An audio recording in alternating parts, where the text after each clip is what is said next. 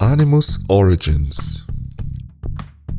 Before humans became the dominant species on Earth, a catastrophe devastated the planet. In the terrible aftermath of this cataclysmic event, Earth was left charred, ruined, and inhospitable. The primitive animal civilization that had thrived here was forced to send their children to explore a new world through a tiny door discovered in a magical tree. To stop humans and other invasive species from following, colonizing, and destroying the new world, the animals that remained behind and survived the mayhem willingly parted with their memories. They forgot all about the ancient tree as well as most of their native culture and heritage, thus effectively surrendering the earth to humans and becoming domesticated or feral. Millennia later, during the times of ancient Egypt, the animals returned to their ancestral home from Animus, their new home. They found humans in charge and quickly showed them who was boss. Alas, the humans cunningly lulled the newcomers into a false sense of security through worship and adulation.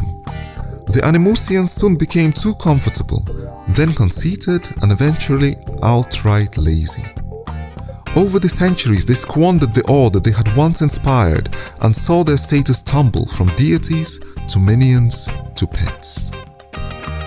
Earth has become a dangerous place as it teeters on the brink of a man-made debacle. The animals helplessly watch on, having lost touch with their magical natures, as man plunders the planet, hurtling down the abysmal spiral towards self-destruction, dragging the entire world with him. However, now, one cat has vowed to reawaken his people on Earth and set them on the right dietary path to rekindling their inner magic. He will drag them by the scruff or tail if need be, out of the dark ages of ignorance and murky swamps of complacency, back to the top of the food chain where they belong, devouring monsters, tyrants, naysayers, and hurdles strewn across his path. But let us not jump ahead of ourselves. Let's start at the beginning. There will be plenty of time to tell you all about the fat adventures of Baron Meowhausen, the tongueful grubmaster and dine lord. First though, we'll set the stage and tell you about the origins of animal kind on the world of Animus. The world of Animus, Chapter 1, The End of Earth.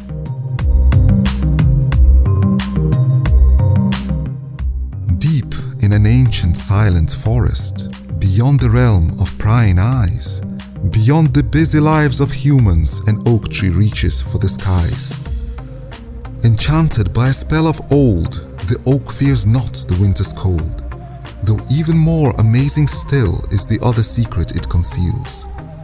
Ensconced in the ensorcelled tree, a door straight through reality, right at the cusp of night and day, when moonbeams mingle with sun's rays, those who know where to look can find this door, which stands just 2 feet tall, no more.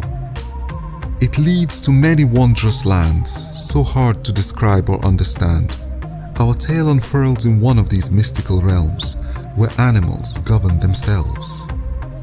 A world more ancient than our own, where countless civilizations have come and gone. Some had the tech but not the spirit. Others in war found their demise. Some simply waned and disappeared, all gone, the mighty and the wise. One fateful year so long ago, stars fell to earth from skies above. With searing malice the world did glow, ash covered the forest in place of snow. The adults knew the end was nigh, this pandemonium they could not survive. But if society's destiny ends here, perhaps their children fate would spare. As fires ravaged Mother Earth, they flocked to the most ancient forest to see what their legends were worth.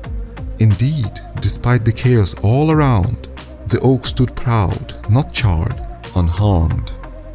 In a desperate hope to save their young, the beasts cast their kids through the door at dawn, biting back the tears, putting on a brave face, praying that on the other side they would find a better place. After a wild, dizzying ride, the orphans' eyes spun for a while. When they adjusted to the murky gloom, they found themselves in a world all new.